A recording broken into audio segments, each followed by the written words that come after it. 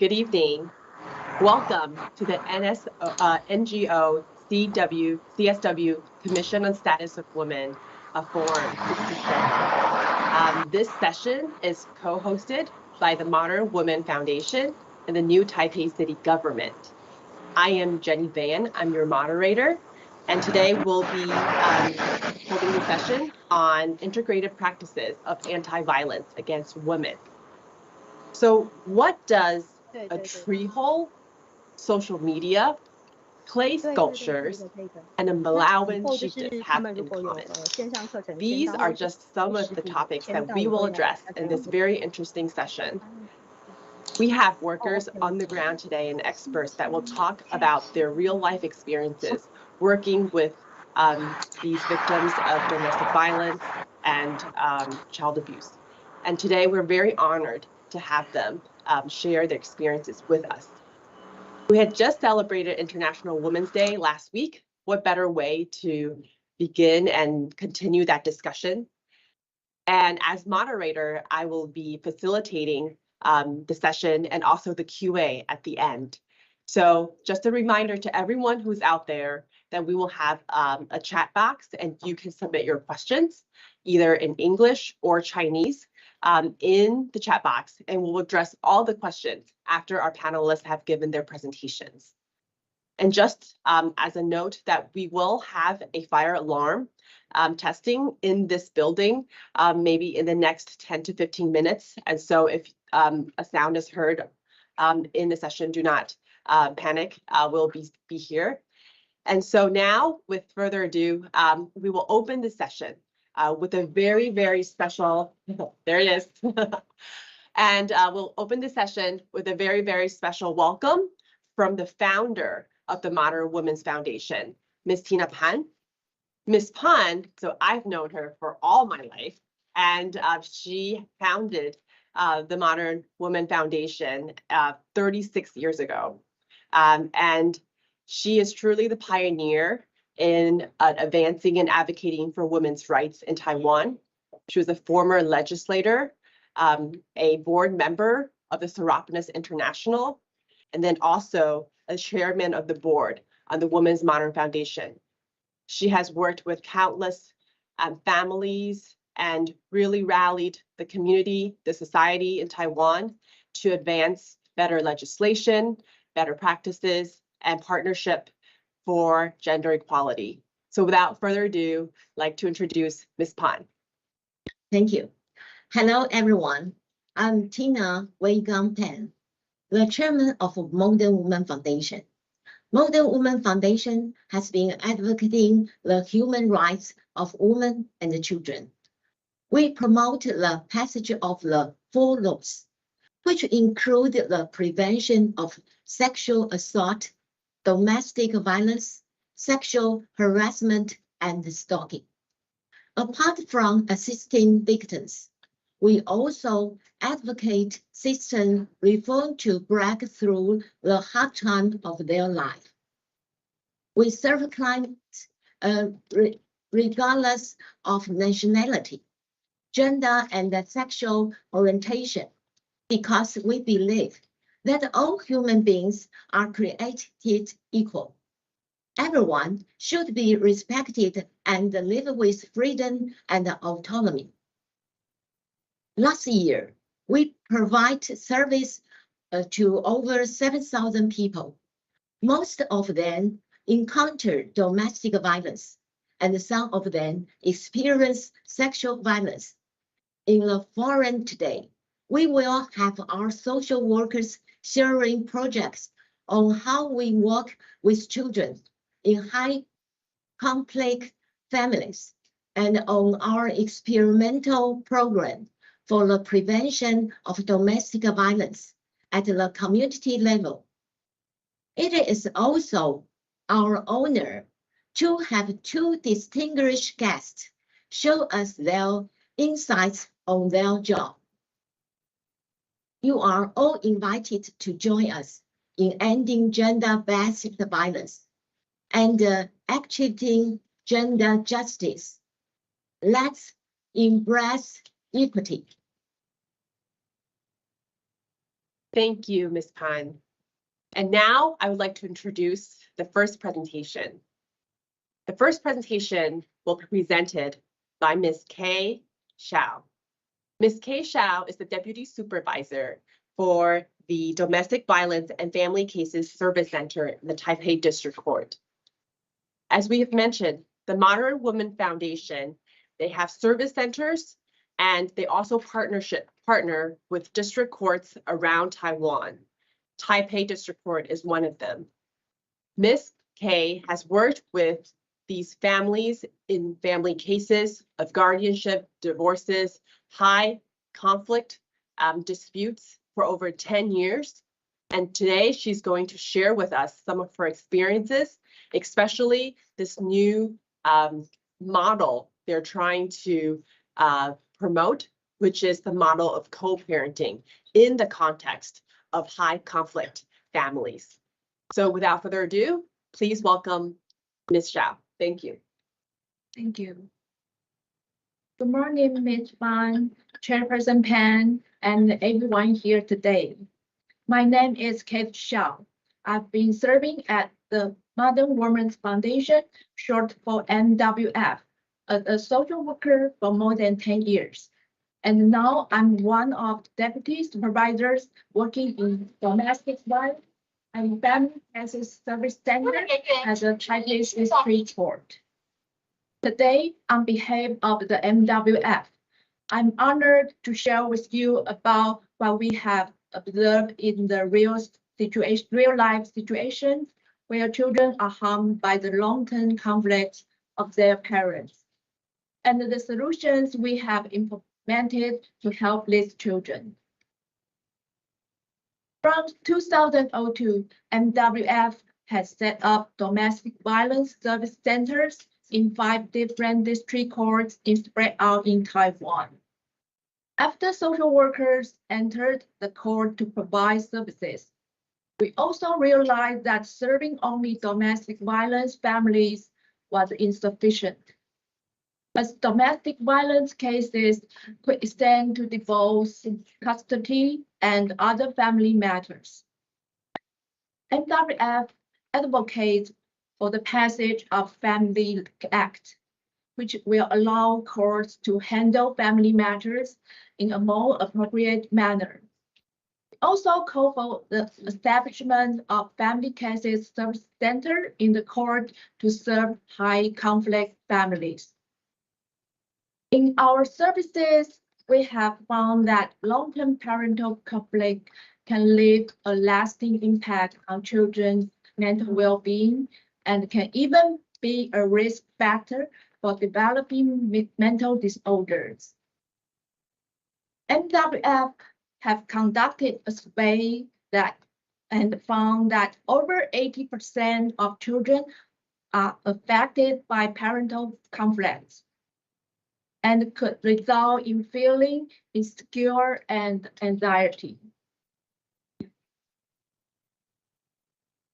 Many children witness their parents' inability to cooperate and even attack each other, and learn to behave in a dysfunctional manner, such as being two-faced, lying to satisfy their own needs. Some children may also find that their parents are still deeply immersed in their own emotional trauma and causing them to seek comfort and belonging in peer groups, gradually becoming estranged from their families. Alternatively, some children may turn to self-harm or become introverted. Another impact is forcing the child to face a loyalty conflict.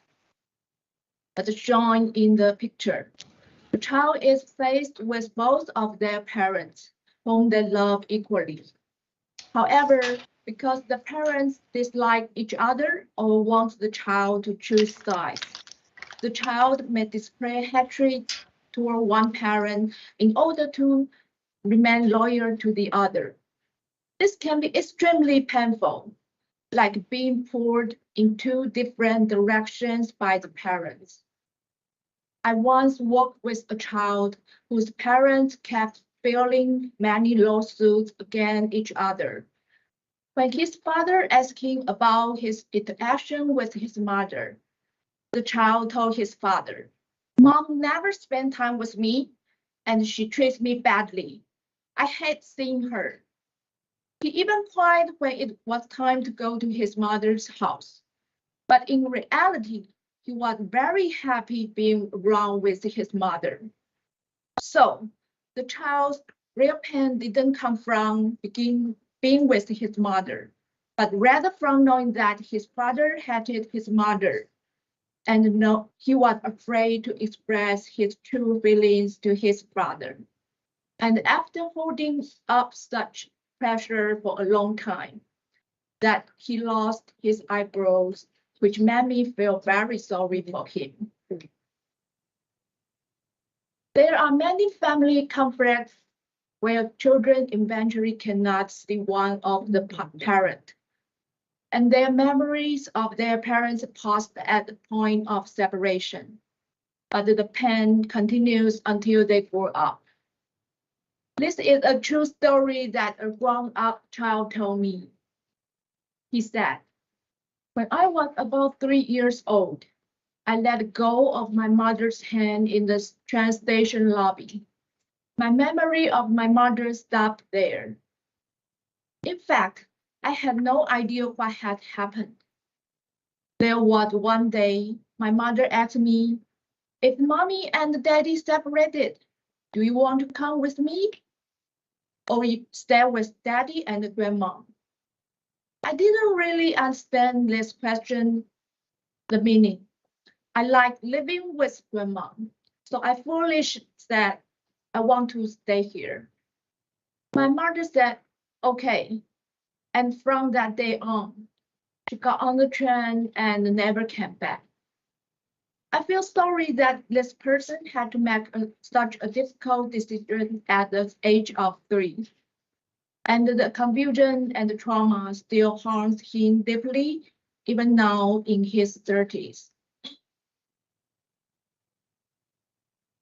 To prevent the above-mentioned regrets from continuing to happen, our goal is to help parents become cooperative co-parents even after separation, and to ensure that children do not lose the love of either parent due to divorce, and can still receive the love of both parents. MWF has developed various plans and activities to serve parents, children, and families dealing with high conflict situations in court.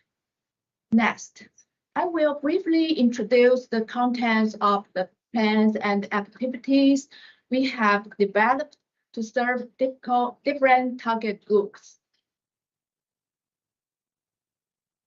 First, for parents, we invite parents involved in family court cases to join our parenting education seminars, which we hold them regularly. The seminar aims to help parents understand the impact of family conflicts on children and educate them on how to communicate effectively with each other. In addition, for lecture-style courses, we also have hands-on parenting courses, allowing parents to practice their interaction with their children. Through practical exercises, the teacher provides feedback and the demonstration to help parents become more familiar with parenting skills and improve the parenting abilities. Furthermore, for group courses, we also develop one-on-one parenting education services and materials to teach individual cases on how to become cooperative parents. We also provide children's group activities that focus on providing companionship for children who have been impacted by their parents' divorce. Through group games and express arts, children can learn to express and regulate their emotions. and realize that they are not alone in facing these issues. They can connect with other children who have had similar experiences and support each other in the group. Individually, we offer psychological counseling to help children who are struggling with loyalty conflicts. We want them to know that it is perfectly normal for them to still love both parents, even if they are separated. We hope children understand that the arguments are due to communication issues between adults, and it is not their fault. We also develop integrated family services. NWF has found that many divorced families face difficulties during parent-child visitation. So we have developed parent-child visitation services. Visiting coordinators assist the parents and children, accompanying them during the visitations. Even more importantly, we hope that the parent-child visits gradually move from the visiting room to the community. Therefore, we also accompany families to parks, markets, amusement parks, and other places, with the aim that after the coordinator gradually withdraws, children can interact freely between their parents. Furthermore, NWF has also invested in community-based family mediation services, hoping to find assisting resources in the community when parent conflicts are still minor.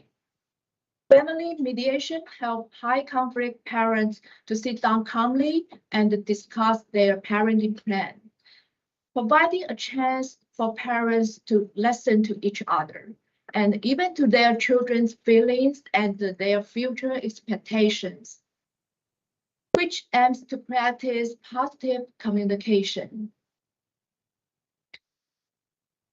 Although we have been put in much effort to promote various cooperative parenting services, the importance of this issue is still not widely recognized and understood in Taiwan. Therefore, we begin our advocacy to professional practitioners and the general public. We have conducted advocacy for co-parenting among judges, social workers, teachers, lawyers, and other related professionals, and also entered 4 campuses to promote among parents and children. We have conducted over 100 sessions each year. Furthermore, we have gathered practical experience from parent-child visitations. We have published the book Cooperative Parenting, which describes the emotional journey of adults and children during the divorce process, as well as the reflection and insights of parent-child visiting coordinator process. After the publication, we received positive and encouraging response from all over the place, and the parents are even commenting. After reading the book, I see similar experience in mine. Although it is sad, but thank you for letting me know how I can treat my children more fairly. We also held press conferences to urge the government, judiciary, and the community to pay attention to the issue of co-parenting in post-divorce, so that children can continue to receive love and cares from both parents. Last year, our foundation began to design an immersive experience activity called Secrets in the Tree Hole. We invite the public to enter a tree hole that symbolizes the secret hidden within a child's heart. We simulated a parental conflict dialogue and asked the participants to imagine themselves as a child who hears their parents' dispute. Now, I'd like to share a video of this activity with you.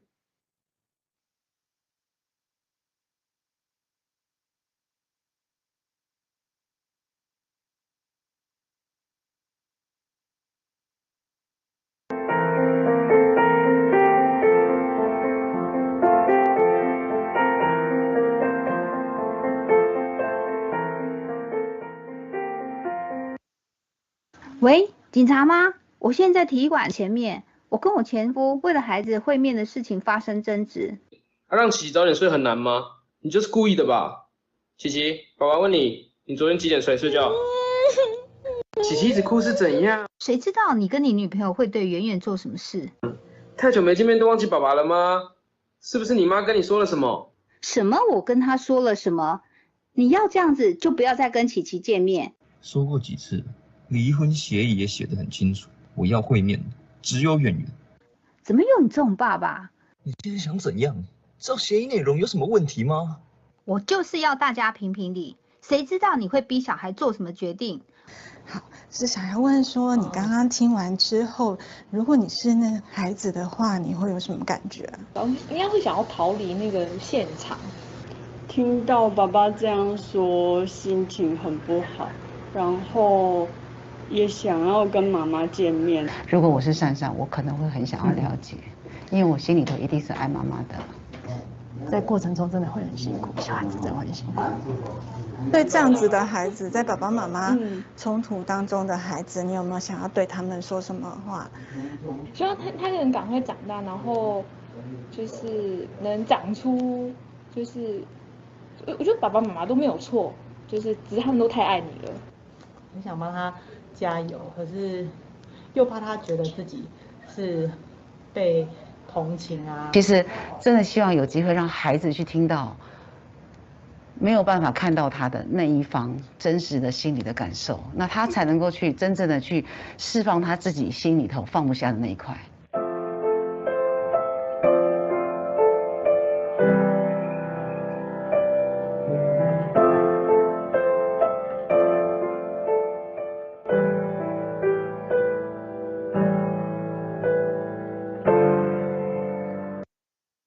We are hoping that this long ignored issue that deeply affect many people's life experiences could be exposed.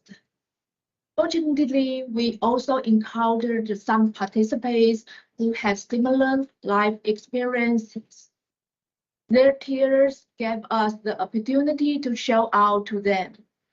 We see you, hear you, and you are not alone. It is our endeavor to support children to embrace a happy childhood. Never give up. Thank you all for listening. Thank you. Thank you. Thank you, Ms. Shao. I think we are all very deeply touched by all the stories that we just heard. I think as a parent, we don't know going in how to be parents. And I think it's a long learning process. And especially in a high contentious relationship, it's so hard for the children to navigate these complex dynamics. And so I think the work of the Modern Women's Foundation is so important in being that connection to the families. And of course, the book, I think it would benefit people who are struggling with the issues, but also anyone who's interested in the issues. So I encourage you to get it and read it. And so next up, we have very special guest from new Taipei City Government, Director Xu Zhiqi. She is the director of the Domestic Violence and Sexual Assault Prevention Center. She has been working with youth and children on all different kinds of cases. And today she shares a very pertinent issue in the digital era. As parents, we know that our children's lives are inseparable from the internet, and that is their new way of communication. But how do we protect our generation, our next generation, or our youth from the dangers of the cyberspace? Today, Director she will share with us her study focusing on cases in the new Taipei City Government. And the discussion of her talk is Digital Natives, Prevention of Gender-Based Cyber Violence for Children. Thank you, Director Shi, for being here. Thank you. Thank you. Thank you all for attending this event online. My name is Qi. I'm the Director of Domestic Violence and Social Assault Prevention Center of the new Taipei City Government. I'm honored to be behalf of the new Taipei City Government to share the work we have done in prevention digital gender violence for children in the past 2 years. As we all know, this is an era of digital communication. Everything happens very fast online. Since the pandemic, everyone has become accustomed to using social networks for information exchange. However, we have also found that children and teenagers are suffering from digital gender violence in recent years. My report will go into 4 parts on this particular topic. First of all, the origin of the prevention of gender-based violence on children is based on the government's emphasis on gender equality and gender-based violence on the internet, and the fact that social workers has found that children and teenagers start using technological products and social media to communication at very early stage of their childhood. Such way to engage their social activities are already a daily routine for them.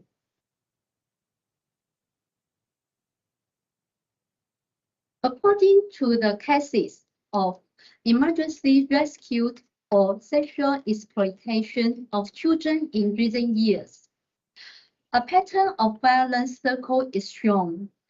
At the beginning, it may start from making friends on social media, using forged identities or showing their names, and children then trust them. The perpetrator using trick making the children provide personal information, friends information, game account, and even nude or intimate photos.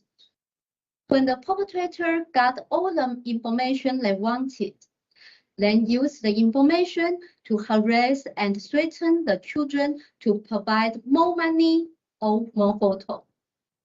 And this photo or information was spread on social network or pornographic website. In some cases, the perpetrator asked children to meet in person. This is the critical point when the sexual assault happened. The perpetrator was then able to take photos of sexual acts and then use the process as children to provide more information for more photos or money, and become a circle of violence. The revised version of the Child and Youth Sexual Exploitation Prevention Act in 2017 clearly states 4 types of violence that must be stopped in order to protect children and teenagers. Digital gender violence is also included, which means that taking or distributing the intimate photo image of children or teenagers are forbidden.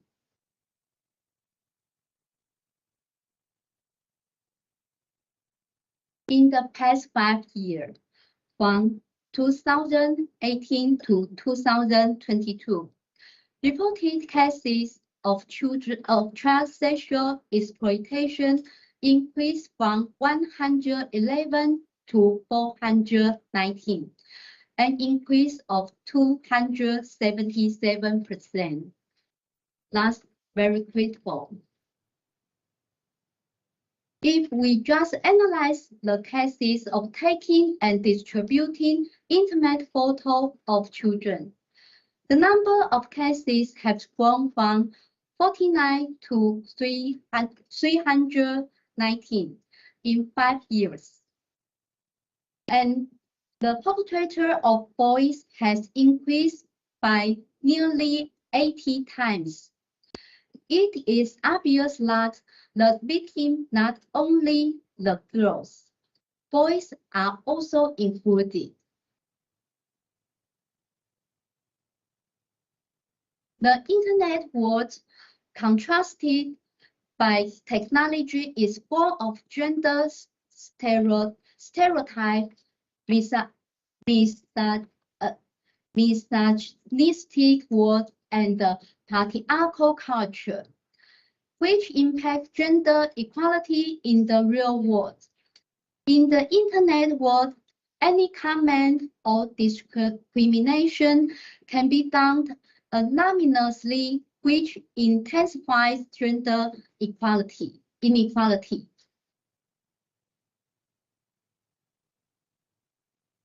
From the experience of social workers serving children and teens, it can be found that the person of boy or girl have different attitudes toward the same scenario.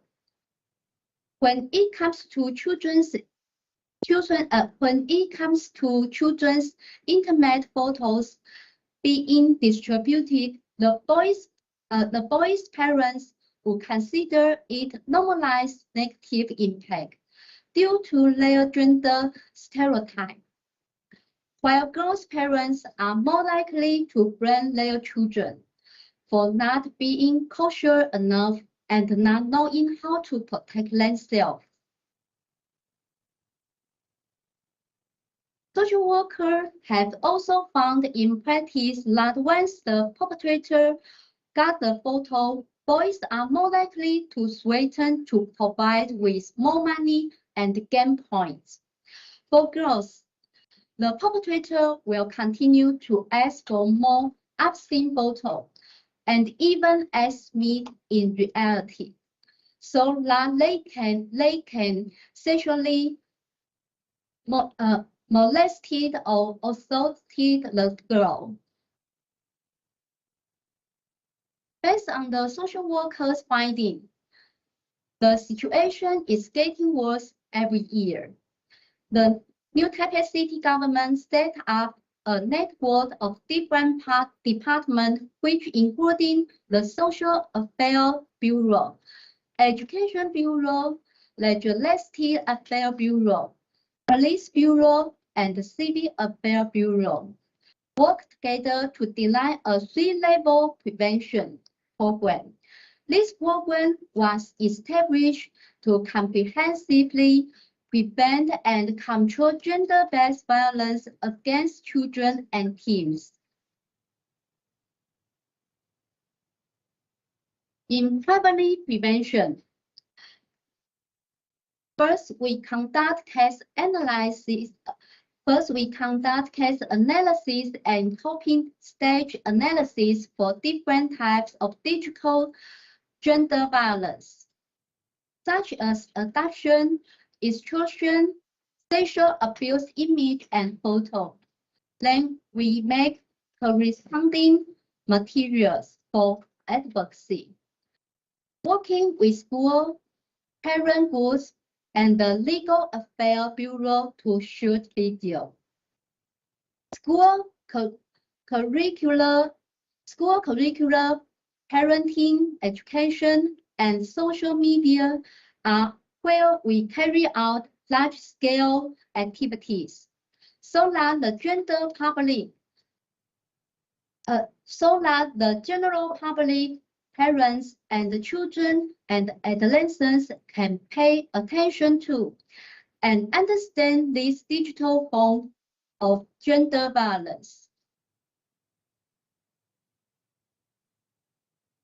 A variety of material are also used for public advocacy, including physical exhibition, online exhibition, drama performances, pieces, live bars, advertisements, post-study sheet, etc. In secondary prevention, we cooperate with NPOs to organize focus groups for children who are academically and economically vulnerable. In the focus group, we are able to have a deeper understanding to these children's thoughts on different forms of digital abuse, as well as to know how they think of the prevention when the incidents occurred. Last and most important target is for us to really know what their needs are. We will also cooperate with the Education Bureau to carry out emotional education for children and adolescents, so that they can learn to manage positive intimate relationship, identify the risk of making friends online, and conduct digital gender violence advocacy for vulnerable children and adolescents in the community in order to improve their ability of self-defense.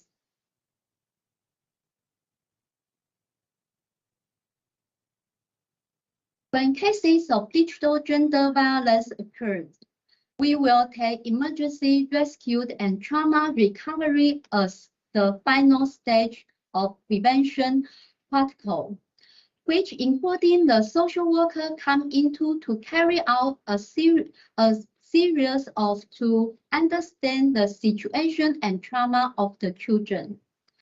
Meanwhile, our job is improve the professional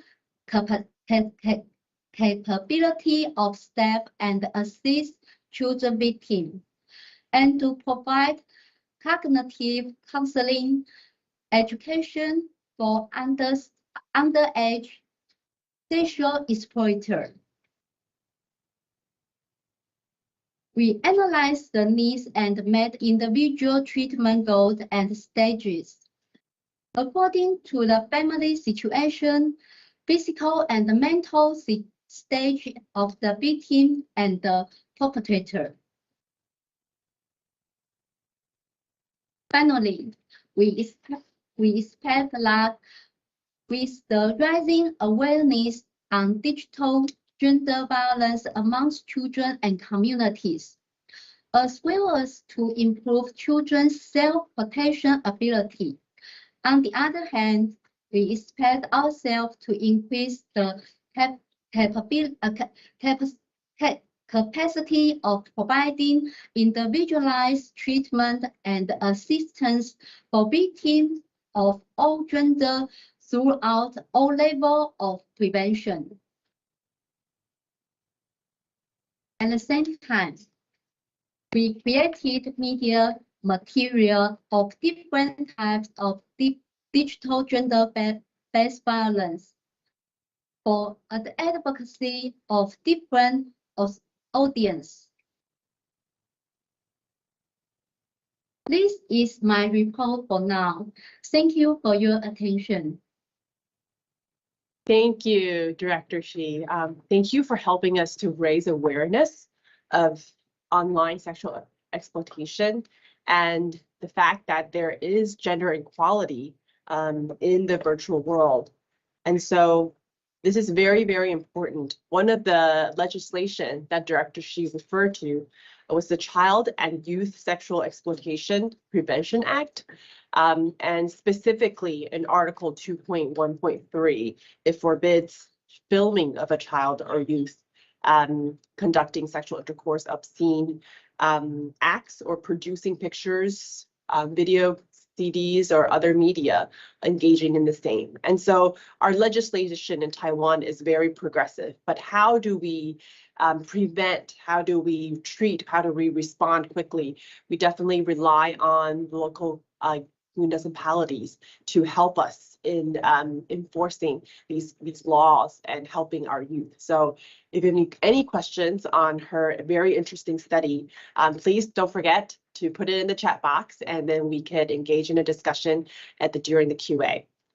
Now, next, I have the pleasure of introducing the next presentation. One of the very prominent organizations that Modern Women Foundation work with is Serapis International. And Serapis International is a very prominent organization that works with women all around the world in all kinds of issues involving gender equality.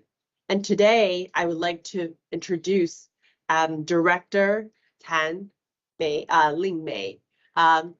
Director Tan, she has been working with Serapis International for the past 5 years, and she's been working on a very interesting project that involves girls, especially girls in high-risk child marriages in Southeast Africa, Malawi. And she'll be sharing on her experiences of working with the chiefess, Teresa, and how she is helping to liberate these very young girls from child marriages and empowering them to live a life of dignity and independence. And so without further ado, I'd like to introduce Director Tan. Thank you. Good morning, everybody. I share a program of opening doors to bright future, investing in dream program for girls in child marriage in Malawi. First, about the background. Malawi was rated as one of the least developed countries in the world by the United Nations.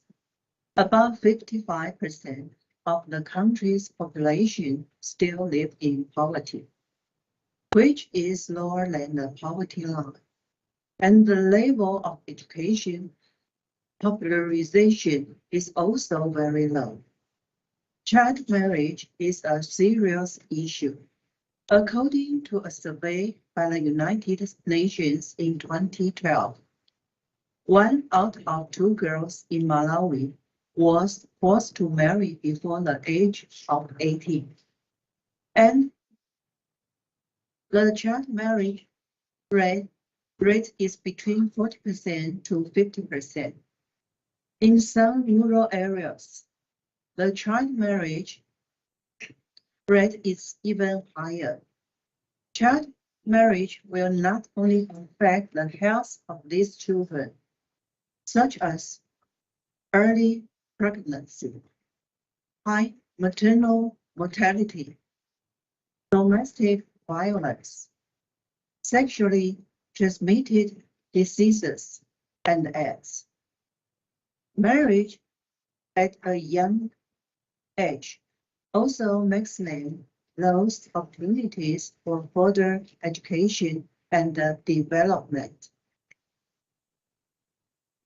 In 2003, Teresa Kachindamoto was elected as the female chief of the Desert region. She made changes to the system of child marriage. In 2015, the United Nations made a new agenda for sustainable development goals for 2030, known as SDGs.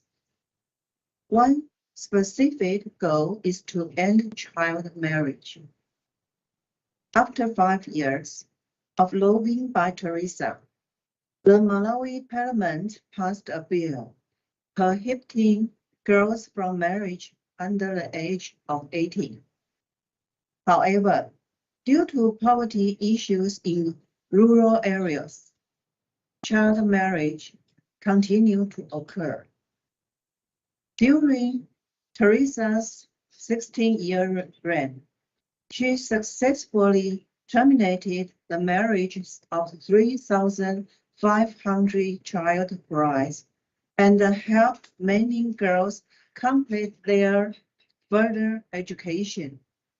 She received international recognition from the United Nations. C.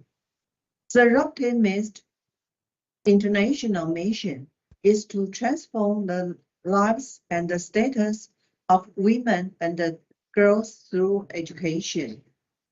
And the human rights is also an issue that is always been the biggest concern, which is also in our principles.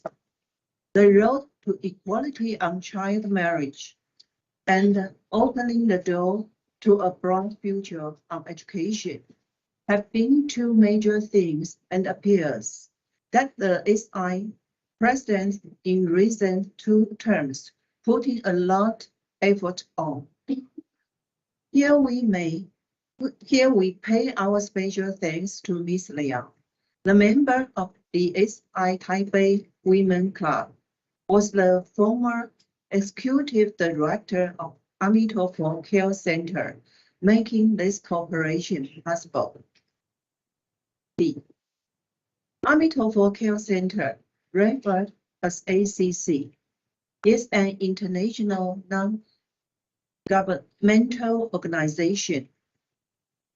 It mainly helps African children who have lost their parents due to the poverty, war, natural disasters, and diseases. The first orphanage of ACC is in Malawi. After 10 years of development, the construction scale has been perfected. Currently, nearly 400 orphans are adopted.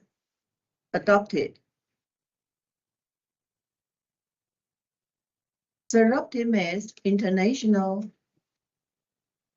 president appeared, opening doors to a bright future.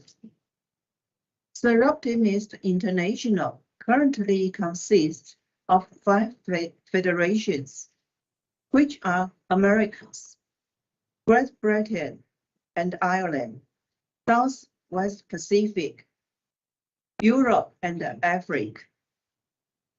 Taiwan region is belong to SI Americas and always been keeping the spirit of SI in mind, investing in dreams. We empower women and girls to reach their full potential and live their dreams, hoping to improve the living environment through education. To achieve the goal, we have 3 major projects and activities. A. We hold forums with the topic of Dream It, Be It for high school girls in Taiwan, inviting successful women from different fields to give speech at school, to inspire and encourage girls to have their own dreams. B.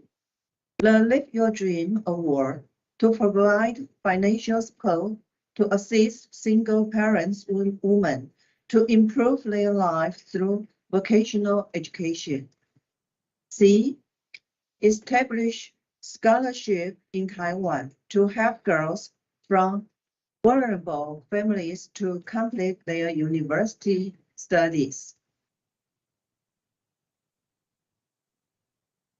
A goal. A. Through Malawi's female chief, Teresa Kachindamoto, local child married women and invited to participate in school activities, hoping to build some concrete concepts and knowledge. B. By distributing living supplies to outreach and engage women in these activities. C. Invite female chief Teresa to give speech to raise awareness of the importance of education.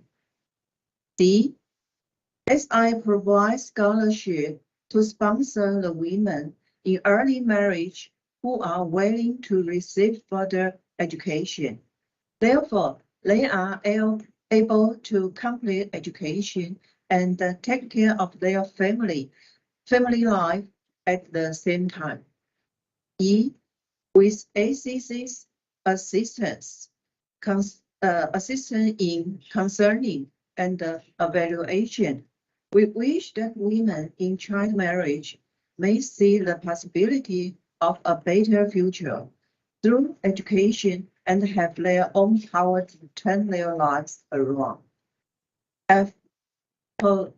Collaboration with SI Africa, so that the activities can achieve great benefits and impacts. Fourth plan. A. Chief Teresa invited women in child marriage in local areas to join school study programs and provide life supplies with an estimate of 150 participants. B. SI provides a subsidy for a tuition fee to sponsor 10 high school female students.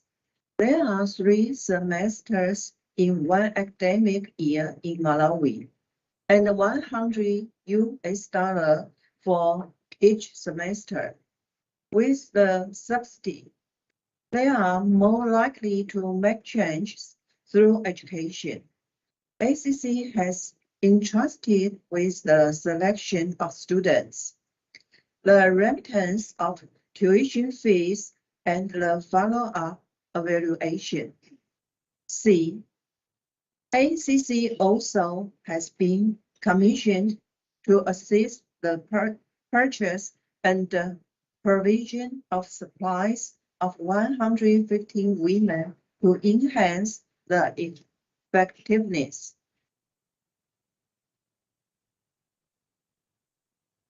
Fifth result. This project was hosted by Chief Teresa in the desert district of Malawi on February 25 this year.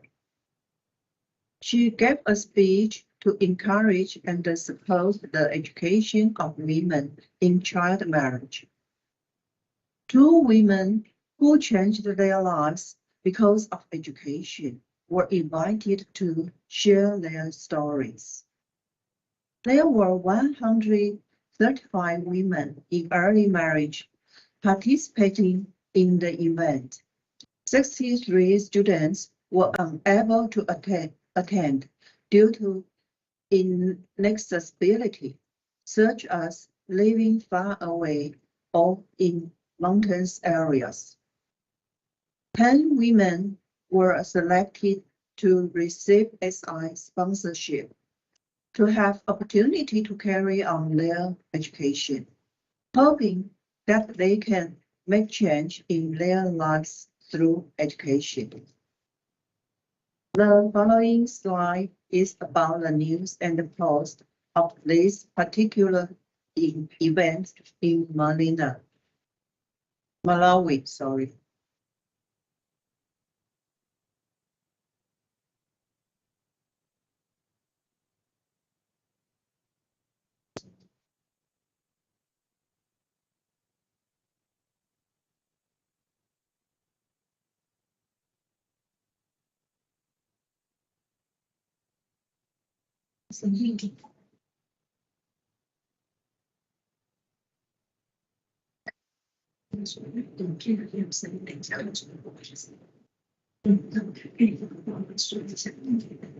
Okay, as we're waiting on the computers to give sound, we'll be playing the video. So just give us a moment.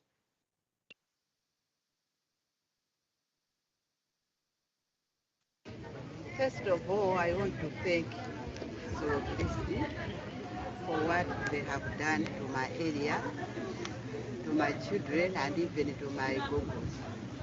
So I want to thank them for what they are doing in my area. And we are praying to God that God is only a God who can say things on behalf of us, but for us. So thank you very much for what you have done. These girls, they are here because of you. Thank you very much.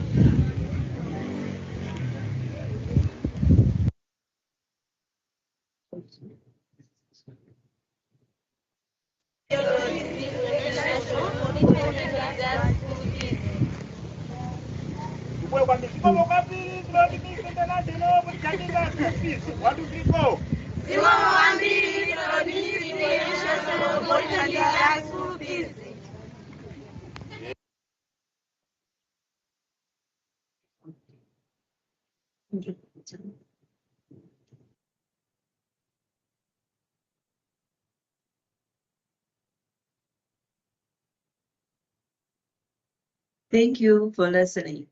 Bye. Thank you, Director Tan, for a very illuminating sharing of what Seraphinis International is doing in Malawi, and also for sharing the opportunities in Taiwan for women and young girls who is interested in their Live Your Dream scholarship. And we definitely are thankful for organizations like Seraphinis International that opens doors to bright futures for these people. And so if you have questions about the organization and or how to apply for these scholarships, put your questions in the chat box or visit their in their website, and we will discuss in our QA. So we'll be going moving on to our last presenting speaker. She is a very veteran of the Modern Women Foundation. Then Shuling, she is the supervisor for the Family Support Program that is run by the Modern Women Foundation. And she's had over 10 years of work experience in the social work arena. And today she's sharing with us a very interesting project that she has led in the last 1.5 years, thanks to the Transhan Award. And it is a community center that is in Mujia, which is a hotspot in Taipei for these cases that she will be discussing. And so without further ado, I'd like to introduce Shuling and her topic, which is acting as the community counseling center in relational social work, the trial implementation of domestic violence prevention programs in the community level. So we welcome Shuling. Everyone, I'm Shuling, and I'm here to share the prevention work model in Muzang community. There will be 4 parts in this report. The background of this program, what we have done in this program, the strategy adopted during the implementation, and the finding from our experience. Finally, it is the future progress. The development of the entire program was starting from 3 questions we are curious about. The first question is whether survivors' love lives have changed. The role of Modern Women's Foundation has always been in emergency service for women victims of intimate relationship over 15 years. Once we close the case, we wonder if the client's life has changed.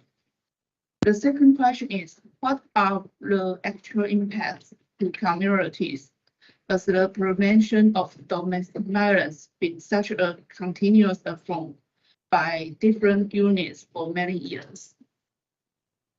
And the last one question, it is how the community perceives domestic violence. Based on this practical experience and with the results extracted from Transhan or Aurora Trust funding, we decided to launch a new community program.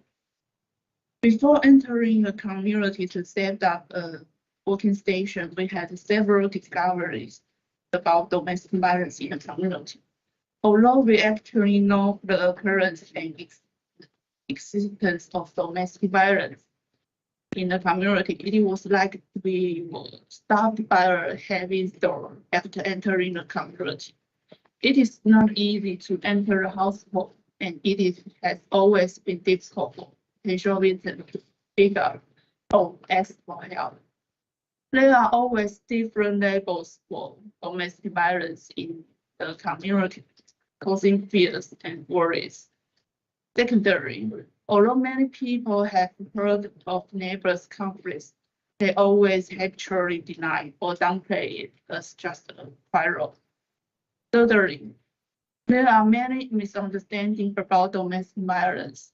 For example, the biggest one is that the victim lives and the violence is resolved. Lastly, although we always looking forward to a culture of mutual support in the neighborhood, in fact, of most people, they are afraid and don't even call the helpline. Based on these findings, we saw that if we talk about domestic violence in such a direct way to enter a community, the resistance will become the biggest obstacle. So we began to think about how to overcome the barrier. In the experience of working with victims in the past years, we have seen that most victims and their families have the expectation of improving and repairing the relationship. So in this program, the study with two directions. The first one was to establish an actual working station, acting as a community consulting center in the neighborhood. We extracted 2 years of statistics on domestic violence notification and selected one of the hotspots of domestic violence, Muzha area, as a starting point. The second thing was that we put the wording of domestic violence aside and focus on family relationships instead. We conduct fixed or one-time courses so that family members with a certain degree of domestic violence issues have the opportunity to participate and learn. The thing we wanted to focus on is the relationship in the community, supplemented by diversified topics and workshops to empower the attendees. First of all, on the theme of relationship, we set up 2 topics on intimate relationship and parent-child relationship as the 2 big topics. This course was designed as a series of 4 lessons. As for the diversity of other topics, we co-work with local NPOs, business owners to share their expertise. Topic will include financial literacy, stress relief, and self-care. For example, we invited a survivor who was in another women's empowerment program from the local women's centers to share her expertise. And during the process, we were able to observe the state of the parent-child interactions. In summary, the overall course design was based on the relationship issue that most families concerned. We also considered and including localized characteristics and strategies to attract local residents to join. More importantly, we emphasize positive relationship as an entry point for interaction with the community. And the design of relationship course will incorporate the important concepts of gender perspective and emotional management in the prevention of domestic violence. In the next few slides, we'll show the picture taken from the activities I just mentioned. On the left picture, we can see it's a sculpture demonstrating the communication posture, guiding the participant to feel the emotional state and observe the habitual mode in the process of intention. On the right one is an intimate relationship online class. Participants begin to discuss their imagination and expectation from their families. They even discuss fairy tales characters as an extension of their own views and law on gender. On the left side, class was used as a medium. Everyone actually discussed the relationship between themselves and their partners, as well as other family members. For example, the two red class in the very lower left corner are participants showing how it's decision to stand close together with her husband. The red color symbolizes love, and the white ones represent members of two families keeping a distance. However, in real life, the husband was closer to his family's members. On the right side, participants draw two sides of the mask. The outside is the appearance that they think should be for others. The inside is their real color. Picture on the left showing a couple using dolls to stimulate the interaction among husband, wife, and children as a presentation of the relationship of three parties. There was an example where the husband thought that he and his wife were standing together with the same attitude toward the children's parenting. But later, he found that he easily loses focus by the children's reactions. Through the shaping of these different media, the position and shape of relationship to others could be shown clearly. It was not only for cognitive understanding, but also for more emotional awareness. Picture on the right showing an exercise in the course. We told participants to embrace themselves and their inner child. Most people look forward to hugs and affirmation in a relationship, but every relationship starts with oneself. So practice to see and know your own needs is a priority. These two photos show the activities in other topics. The left one is about an activity on a board game, which is similar like to Monopoly, led by a team of coaches, assisting women to examine their financial perspective through the process.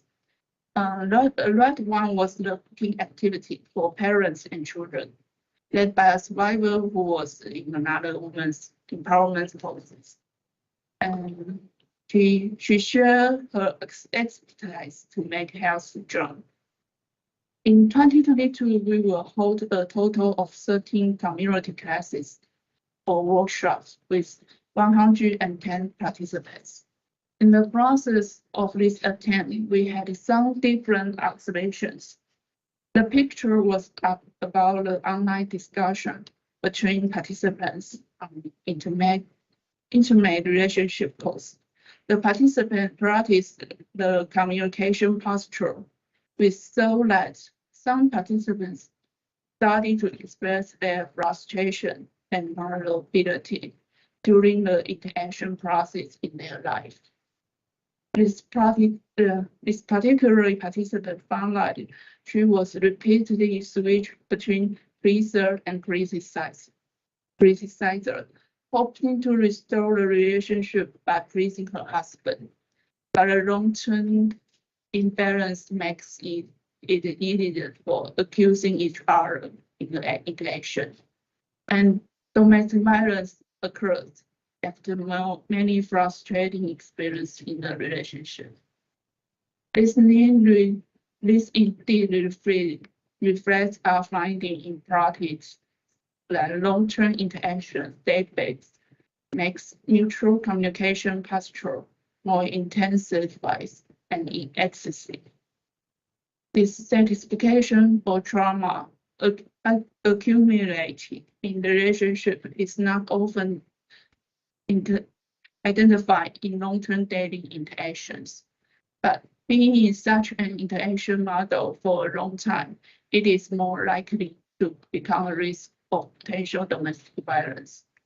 After 1 year of implementation in 2022, we attempted to create a form of community counseling center to prevent domestic violence in the community. The following are our findings and follow-up strategies. First, the form of workshop on our relationship did respond to the family's needs for relationship restoration. With the form of group activities, we were able to know the participants' feeling and what they were frustrated about. So that we would be able to provide further resources for them to practice and be ready for the opportunity to turn the situation around. Secondly, different genders have different needs for learning about relationships. But the participation rate of men in the community is relatively low. It is also found that women's participation in intimate relationship issues is higher.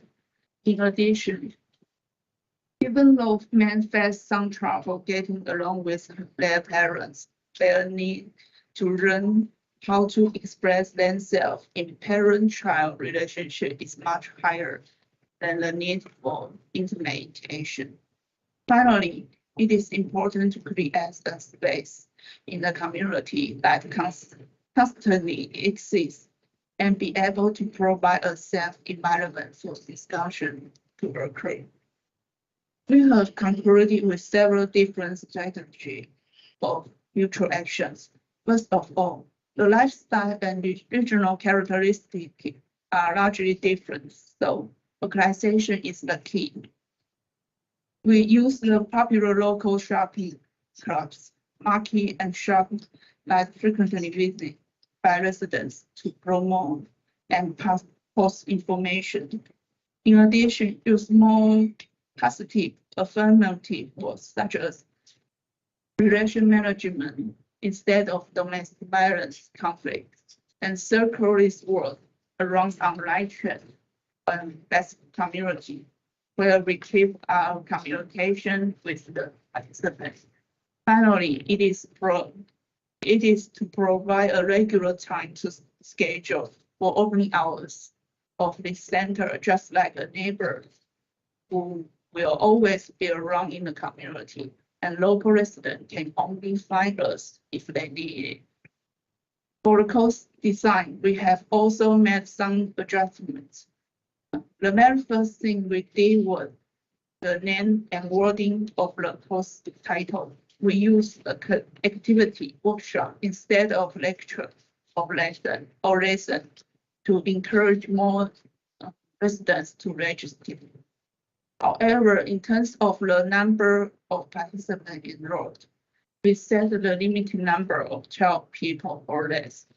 In a smaller group like this, participants are more likely to engage in discussion and exercise in their process, and they are more willing to share what they think, how they feel. The effectiveness of learning will be more obvious. Finally, we invite the kinds of domestic violence that we have served in the past to participate as needed.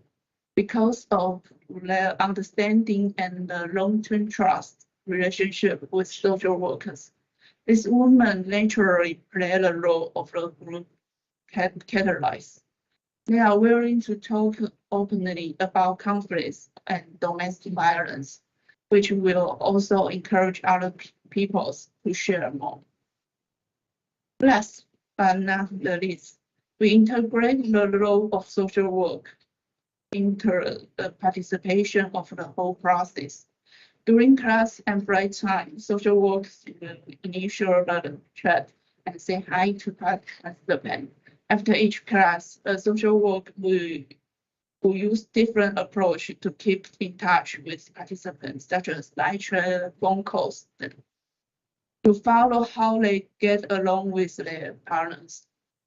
Finally, in the process, if families with potential conflicts or high risk of violence are found, social workers will be able to intervene in order to reduce the risk of violence and improve family interaction. These are the briefs of what we have done in the community in the last years.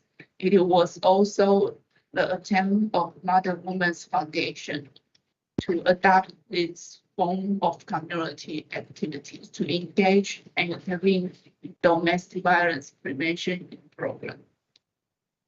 This Maryland the slides show our prosperous. Although the activities enclosed in the community counseling center are our alternative form of intervention, we have also received positive feedback from different families on quality or more diverse and more related to daily scenarios. Therefore, how we develop courses that can respond to the need in terms of improving family relationship is our goal in the future. Secondly, most of the participants are still women.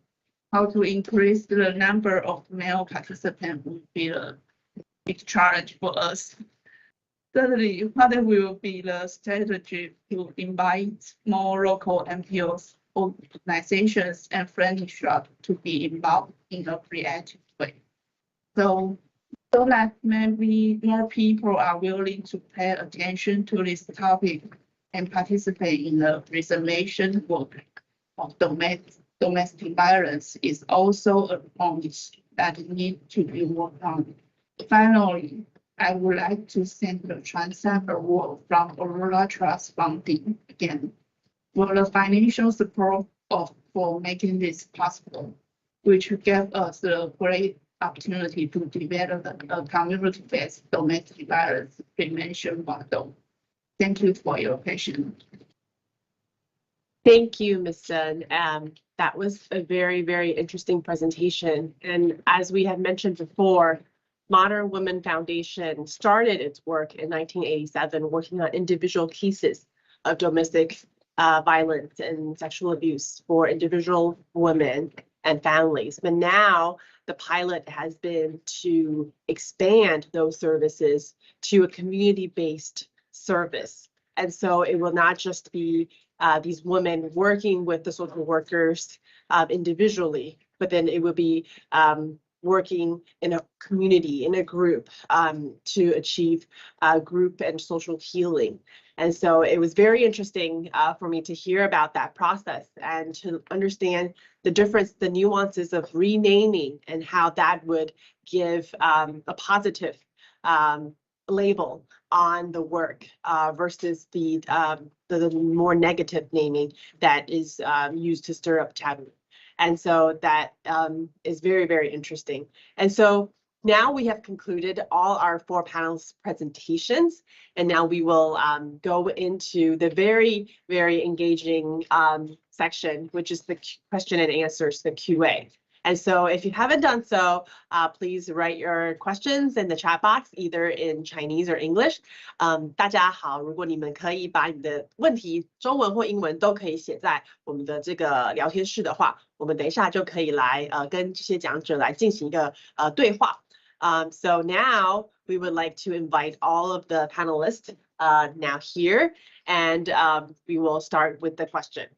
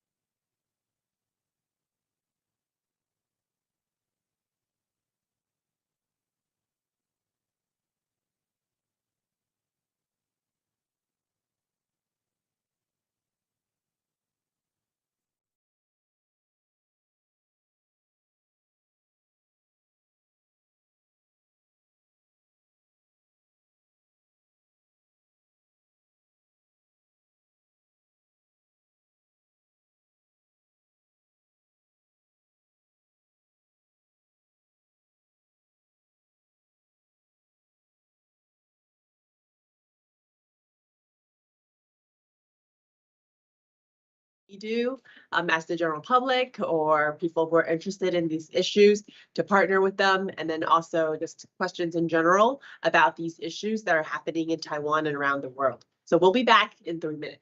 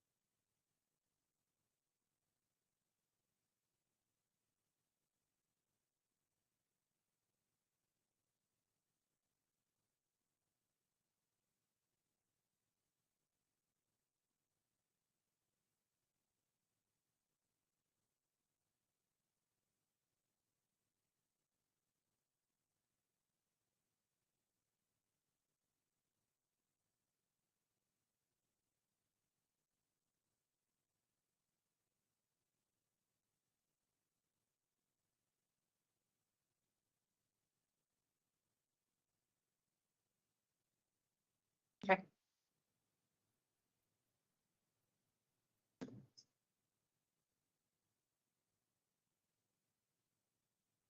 Okay.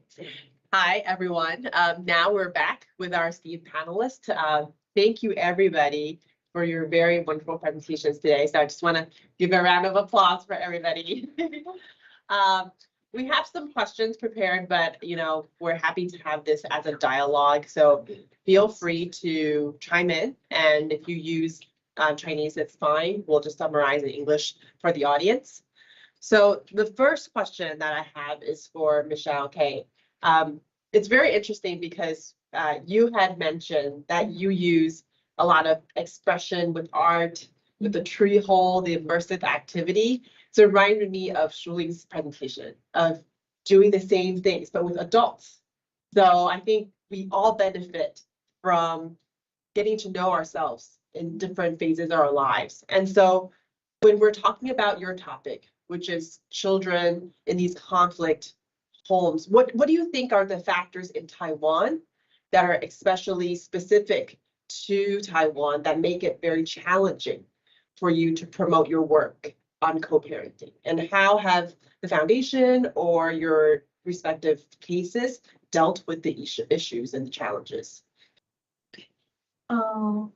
我想我们的确就是在法院里面面对到蛮多的挑战，就是其实很多的父母我们遇到的高冲突的家庭的父母，他们其实很常没有办法意识到其实自己是不合作的，他们比较倾向的是去认为说是对方是另外一方是不合作的。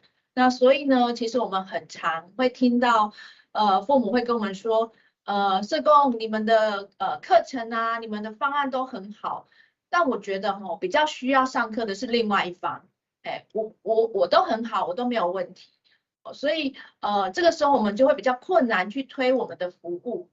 那这时候呢，我们就可能要借重，就是我们在法院的有一个优势，就是我们可以跟法官做一些合作。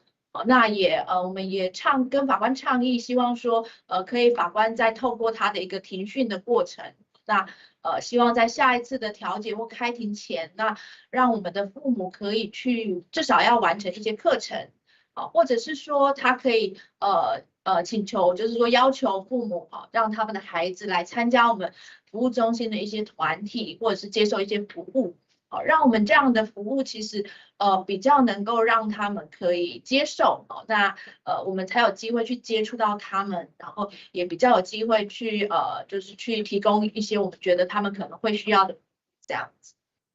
Yeah, thank you. 谢谢. So what Michelle was referring to is this lack of self-awareness for these conflict parents who think that they're cooperative, and the non-cooperative parent is the other person, but when in fact both are not very cooperative.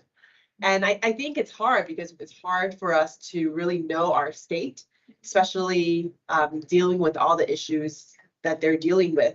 And so one of the things that the foundation you mentioned is to work with the court. Yeah. Because you partner already with the district courts. And so these family law judges, then they can, assign or to recommend these courses in the orders, when they present them to the parent. And so it's almost kind of mandatory. It's a required. Okay. So the judges, they would make this part of the package, when the families are going through these proceedings, and that would help the families to more accept the fact that they have to do this, but then through that process, the parents and their children can come to use the foundation services and to hopefully better their situation.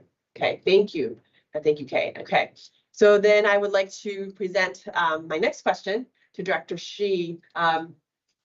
It was a really interesting presentation you had on social media, because I think as a parent, I'm always trying to tell my children not to use the internet, but I think, as you had mentioned, it's something they grew up with, which is something that we didn't, and it's hard to relate to them, and to relate to that, that comfort or that usage, and you had mentioned that these cases, in terms of sexual exploitation, that is, it's in the act, so it's illegal. And so then what happens when these pictures are found online? What happens by the government authorities or by the parents?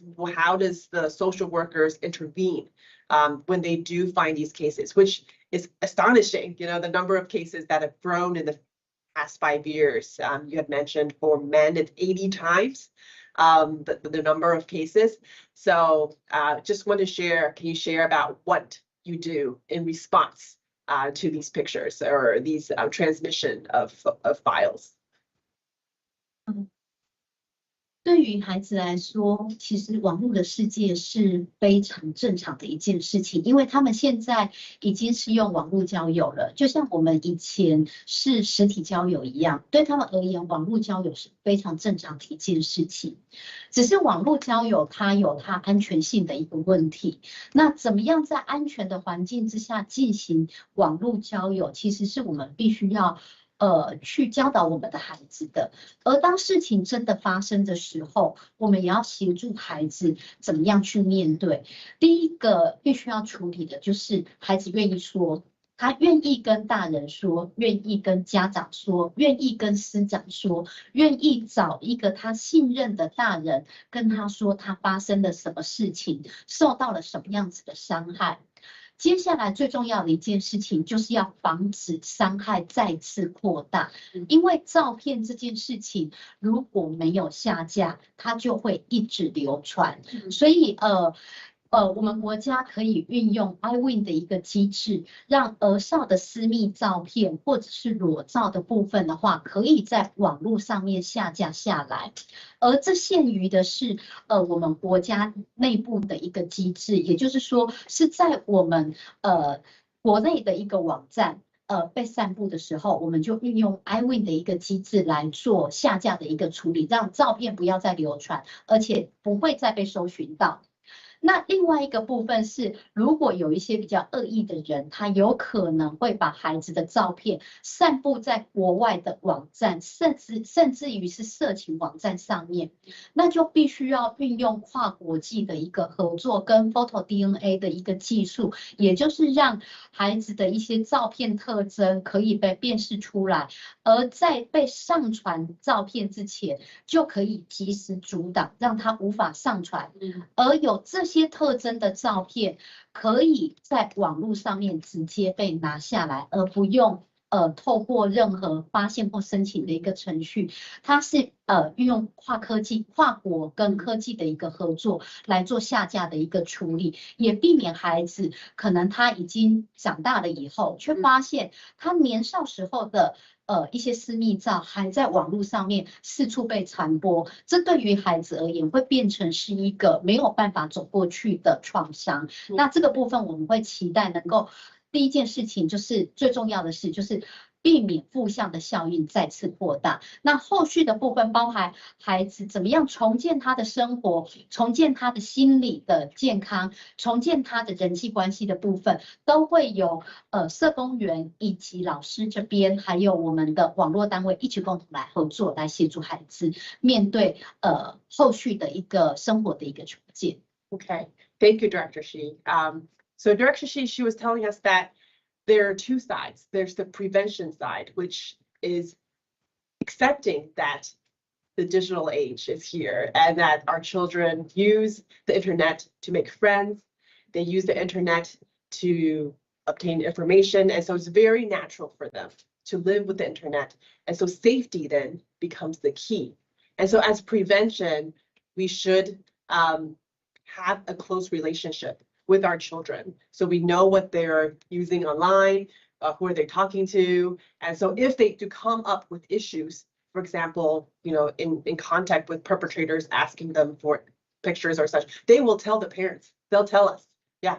And but then, when these things do happen, it's very interesting that Taiwan actually has a software, an iWin, a software that helps track and take down the photos of these obscene acts or sexual intercourse. So when they're posted online, they could be used to take down using this software. But that's only for Taiwan's websites. But you had mentioned that for websites that are outside Taiwan, that you can use a DNA, photo DNA application that can track the photos. And so it can prevent them from even be uploaded to the internet. And so these are done with cooperations with other countries that they would work together so that these pictures are not, posted on there for years and years. And one of the things that you mentioned about the risks of these illegal activities is the long-term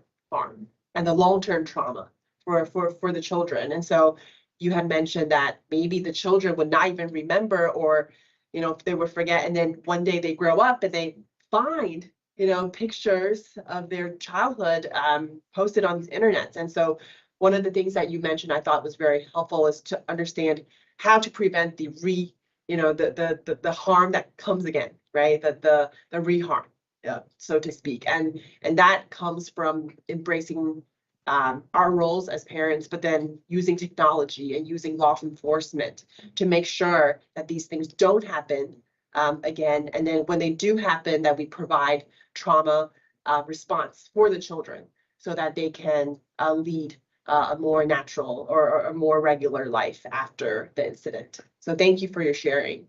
Okay. Next, I'd like to ask our third presenter. Thank you for sharing about the projects. I'm so glad that Serapis International was able to go to Malawi in February. I know it was difficult during the pandemic to engage in these international projects, but I'm so impressed that Serapis International was able to still do this during the pandemic, during a time of war and crisis, in the world, so to speak. And so you had mentioned about scholarships, not only for international in the international, but for girls and children in Taiwan. And so are there any prospects of having more than 10 scholarships? What are kind of the plans of the foundation for the future? Can you share a little bit for the listeners? 你是指在马拉维的部分？就是有奖学金，有马来西亚还有台湾的部分，都可以跟我们讲一下。我想首先我先针对马拉维同婚的这个奖学金的部分呢，我先稍微再做一点说明。那有关马拉维这个部分呢，我们现在是第一次做，所以呢我们只有10个名额。那这10个名额呢，其实也真的是不容易选出来啊。那这10个名额，我们是经过了这个大酋长的协助，到很多乡村的地方去把这些孩子找出来，因为不见得每一个孩子他很愿意来面对这个问题，或者他们家庭的因素，所以呢，透过大酋长呢，我们找到了这10个孩子，他们愿意继续念书，所以我们提供10个奖学金的名额。那这10个呢，并不是说以后我们就只有这10个，而是我刚刚在前面有提到一个阿弥陀佛。那个协会，这个阿弥陀佛这个协会呢，他们在马拉维已经很久了，所以呢，他们也协助我们将来对这10个孩子，我们可以进行做一个考核然后也了解他们的意愿，因为每一个孩子出来念书，他们可能面临很多那种家庭的问题，可能因为他原来要负担家里面很多的事情，那现在他出来念书，他就有很大的压力，所以我们会进行考核。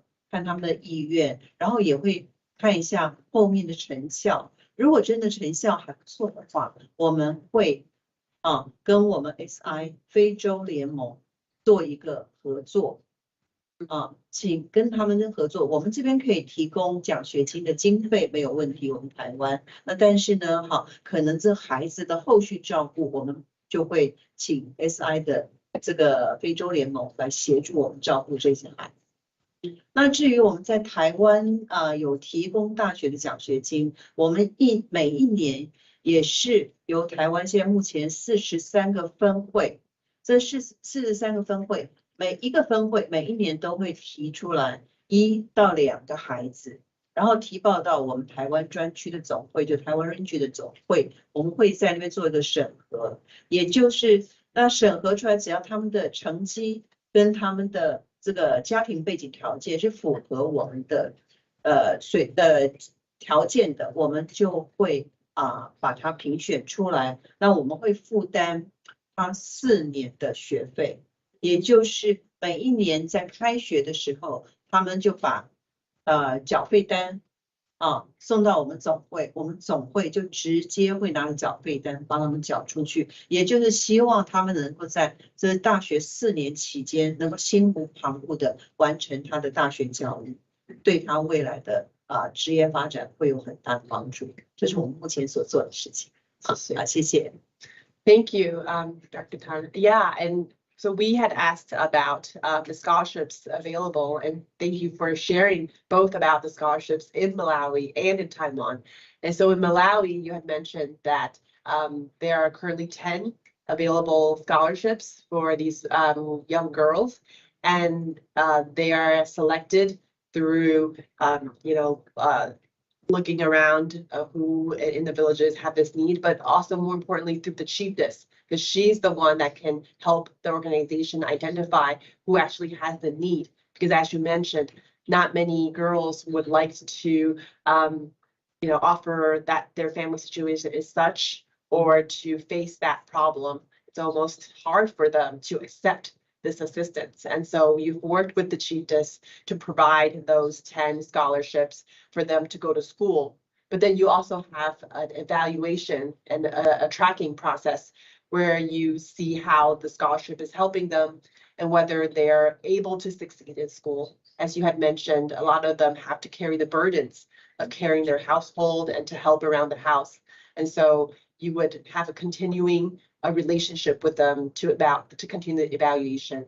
You had also mentioned that you will, the Strawberries International will work with the Federation in Africa, so that even though if the funding is provided, by the Federation of Americas, that if there's follow-up work, that the Federation of Africa did help them and to stay on the ground with them, so that this is a long-term impact. So that's a very comprehensive, I think, program for these girls. And then you had mentioned in Taiwan, there equally is also opportunities. So there are 43 branches under the Taiwan regional branch. And for each branch, there's 1 to 2 scholarships available each year. And so applicants, they can submit their applications, and a review committee under the Taiwan regional office will review, for example, their performances in school, their other family backgrounds, and you will pay full tuition for them for 4 years so that they can go to college, not have to worry about having to pay for these expenses. So definitely, you're listening, if you know somebody who has this need, or pass this on, and I think that would be great help. Okay, yes. And so yes, so ladies, definitely take great opportunity, take great of this opportunity. Okay, all right. And next, I would like to direct my next question to Ms. Sun about the Muza Trial Community Center. And so in the community center, it seems that you have made great progress in the last only 1.5 years. It's very impressive.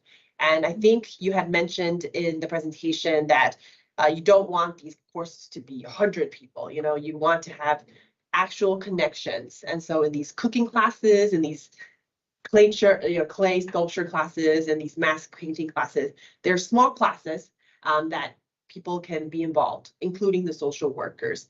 But my question then is, how did you find these people? How did you at first identify that these people might be interested in the center without, kind of being, hey, you want to go?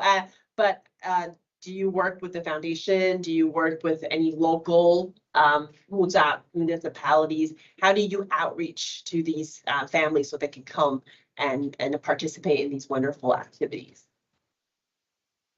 木栅它是一个蛮特别的一个地方，然后在地的一个好处就是我们尽量贴近在地的文化，所以像刚刚其实有提到是他们会有一些购物社团，所以在里面参加的很多就是我们其实主要目标去妈妈们，那他们就会运用这样的方式，我们很自然的把我们的文宣贴进去，然后在地的市场，然后甚至邀请友善的店家帮我们去做张贴跟宣传，所以他们就会觉得这是一个没什么标签的课程，那他们就有机会进来。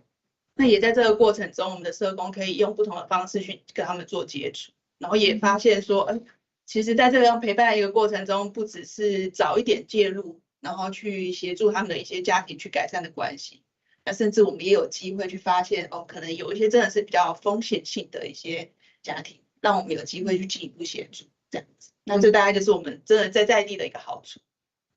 我可以再问一下吗？就是说，譬如说他们会带朋友，或者是他们会从其他的可能之前在基金会有认识的人，然后会这样子呼朋牵过去吗？还是怎么样？就是朋友之间，或者是说在团体之间都可以发酵这样的效应？我们大概会有一个，就是一个是说我们当然很长期在我们山区，在木栅地区已经服务了很久。那其实我们的曾经服务的个案也是我们在地的好邻居们，所以他们有时候真的会脚后到修补。今天有个课程，他就邀请他的朋友一起来参加。那第一次踏进来可能是对我们比较陌生的，来了以后他们也会觉得，来这边好像还不错，我学了一些东西，交到一些朋友。那有问题的时候，社工在，他有问题就来找。所以就是有点透过这样，有点一个部分是我们尽量的去做宣传，一个部分他们有点口耳相传的一个方式，这样子。Okay. Yeah. So I think it's important to know that the community center exists, but how to make sure that the word gets out, so people can actually feel welcome to enter. And so you had mentioned that you use very creative ways of participating in the local mom shopping groups, and then local shops that are willing to put up some advertisement for specific activities. And then also, in addition to advertising, there's also the more organic way of just, bring a friend and people who have used the foundation's services. And so you had mentioned that actually the foundation has worked with the community in Wenshan and Muzha for a long time. So it's not just your coming down from a vacuum, that you already have some connections. But I think it's great that you're able to use relationships as that foundation for your work versus just dogmatically saying, this is, how you should be a parent, or this is, the best way to interact with your child. And I think that more organic relational building would help these women to know people and to ask for help. It's like the prevention process. So I think that's very, very interesting. And I hope that there'll be more pilots or more centers, in the future, maybe in other areas of Taipei or other areas of Taiwan. I think should be an interesting future plan. Okay. So are there any questions from the chat box? Okay. If not, I have just one wrapping question for everybody. I think one of the themes we talked about today is, how do we be more aware of our communities? How do we know what other people are going through in our busy life? There might be a girl who's struggling to pay her expenses. There might be, an estranged teenager trying to find friends on the internet. There may be families that are too ashamed to say that they're fighting, but they need help. So I guess my question for everybody is, how do you encourage people who are kind of in these isolated situations to reach out? What information you wish that they could know so they can find help, in situations before it actually ever happens? Not only just for families who are experiencing, but for their family, or for example, their friends or their relatives. So 最后一个问题问大家，就是在这边我觉得我们今天听到了一个很重要的主题，就是我们其实都需要有一个就是身旁的一个支持的团体，无论是现代妇女基金会，或者是这些社区的一些service center， 或者是说这些帮助这些个案的社工，我觉得都需要有一些可以支持，然后可以让他们觉得他们在这种情况上是不孤单的。所以想要就是请大家分享一下，如果今天你们希望给一些线上这些朋友什么资源，还是一些可能给他们一些经验谈，让他们可以更去了解他们身旁的人的需要。对啊。好。我想其实我们就是我们现在妇女基金会在推这个共亲职的这个方案，其实也好长一段时间了。那我想其实刚才在那个报告当中，其实我们有提到说，其实我们也进入学校去宣导，然后跟很多公部门或者是一些司法部门做一些倡议。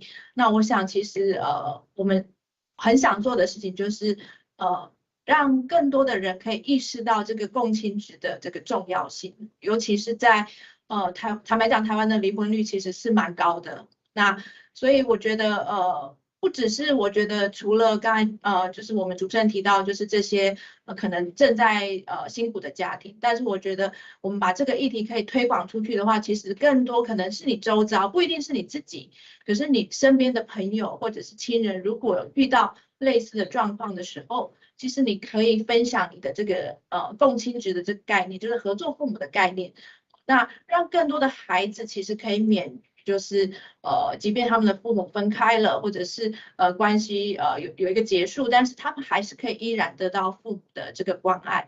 我想这个东西也是我们一直想要让更多的社会大众去意识到这个议题，那让更多人可以让我们的社会环境可以成为一个更有爱的环境，然后彼此的互相的支持这样。Thank you. I think just to summarize what Kay was sharing is that sometimes in addition to these resources, it's the concept of that co-parenting for divorced families, is a way to move forward. And that co-parenting should be a norm for families struggling in these situations, and that there are resources to empower them, and that we should share the word, and to make sure that we understand that, so that we don't, perpetrate, I guess, gender biases, and also just kind of just the different traditional, outcomes of divorces. So thank you so much for your sharing. Okay, anyone else? 我想简单分享一个，就是我们的一个服务对象，过去1年他跟我们分享，他后来跟我们讲一句话，就是说，因为他其实跟先生冲突了蛮久，然后也蛮频繁的。然后一直被很多的周遭的亲友说，你不要那么强势，你好好的沟通。但他其实尝试过很多次，他就会告诉我们说，如果早一点有这个机会，然后能够有人跟他讨论，他会觉得这些事情都不需要走到这么激烈的程度。那这也是我们在社区做了1年多以来，我觉得最想要跟大家说的是，当我们一直在谈家务事的时候，怎么让家务事可以更正常化一点，它是可以讨论的。它是可以学习的，它是有机会去翻转的。那我想这也是我们在做家暴预防的前端，更希望能够推广的一个观念。那如果说真的有任何的需要，其实欢迎大家上网 Google 现代妇女基金会，我们都会随时能够做协助这样子。这是我的分享。Okay, well, thank you, Shuling. So I think one of the things that I took away from her presentation is just, that we need to be more conscious of being okay to share, what's actually going on in our lives. Shuling was telling us about a woman she worked with in the past 1.5 years. And she told Shuling that, I wish I knew, there are these courses that I can take, and there are these concepts that I can apply to my family, to my relationships. And if I knew earlier, then things wouldn't be so extreme now, that we wouldn't have to take such drastic measures to either save my marriage or to change my relationship with my children. And so Shuling asked us to all go on the website of the Modern Women's Foundation and to spread the word and to tell them that it's okay, for us to share what's going on in our families, to make sure that, we can live in real community. And that is, sharing what's going on in the very intimate parts of our lives. So thank you for that message. Okay, anyone like to? 首先我大概说一下哈 ，Sorority Ministry International 在台湾我们的中文是叫国际蓝星交流协会。那我们一直呢，我们的宗旨就是女人帮助女人，我们一直都是服务在女性上面。我们是属于女性的社团。那我刚刚在前面提到过，我们除了奖学金的设置以外，在台湾，其实我们有2大宗旨，另外两项非常重要的项目，就是一个 dream it be it， 那就是梦想它实现它。我们每一年我们分北中南甚至东，现在我们到金门澎湖，我们都会举办女青年的职业讲座。这个是为什么呢？就是鼓励也希望给高中的女学生，也就是在14到18岁这中间的这些女学生呢，给他们一些未来生涯的一些指引。我刚刚在前面我的那个报告里面有稍微大概先介绍到了一点。那我刚刚也听了我们现代妇女基金会，还有我们这个木栅的这个中心那我想如果说有需要的话，我是觉得就是说，在我们邀请一些各领域的专业人员，甚至我们将来可能会邀请我们的主持人，那是律师嘛，对不对也可以到学校跟大家分享，甚或是我们妇女基金会有一些的女孩，她们不知道她们彷徨无助的时候，或许有一些故事可以激励大家。那在我们现在目前国际蓝星交流协会在我们整个美洲联盟也有推广这个所谓的怀抱大梦想。我们也希望到2030年，我们希望能够鼓励到全球50万的女孩能够让他们走向一个非常她自己需要走的路，走向她的梦想。那另外我们还有一个部分呢，就是我们刚刚讲 Live Your Dream， 实现你的梦想，也是我们会提供一些赞助的费用。我们也是各分会可以提出一些，像在各县市低收入的妇女，她们家庭比较稍微的差一点那她们可能是受虐妇女，也是受暴妇女，甚或是离婚的。那如果说他们有需要，他们觉得愿意借着教育能够改变他们的人生，他们去申请学校，可是他又无法照顾家里头，那在我们蓝星会有提供这个赞助金，可以协助他们过渡一段短的时间。这是目前我们台湾国际蓝星交流协会台湾专区现目前有在做的事情，提供给大家做参考。谢谢。Thank you. So just very briefly, Director Khan introduced us to resources, excuse me, for Seraptors International. There are 2 initiatives that she said for the women, empowering women. One is Dream It, Live It, or Be It, Dream It, Be It.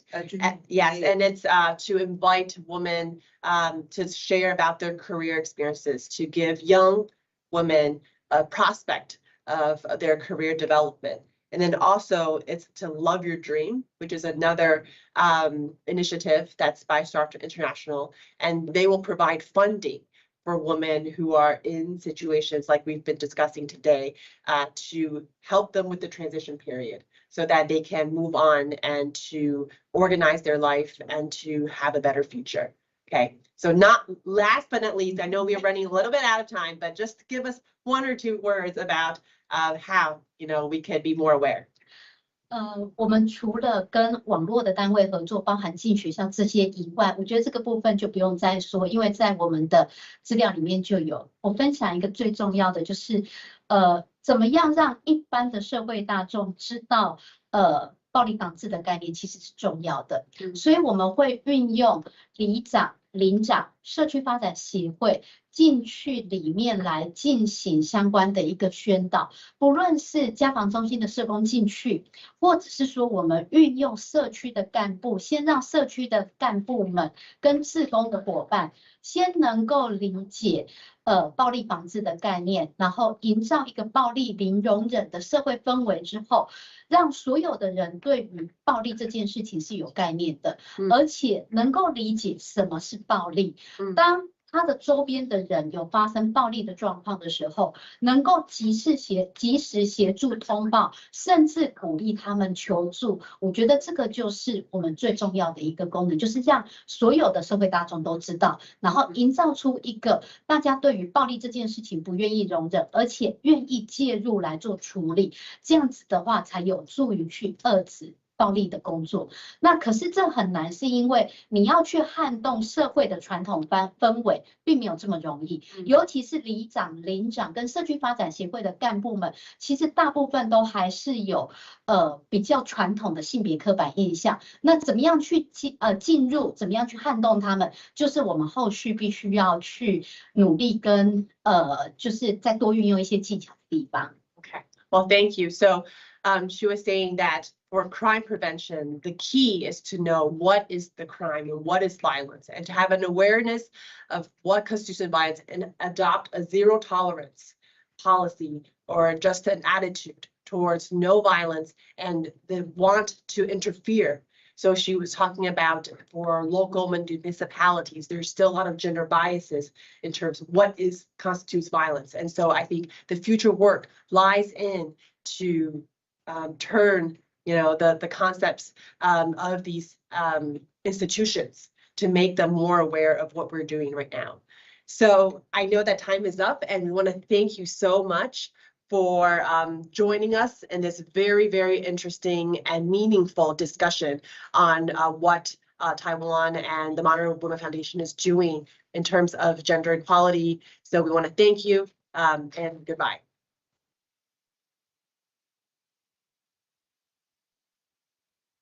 Thank you. 好，下周做什么？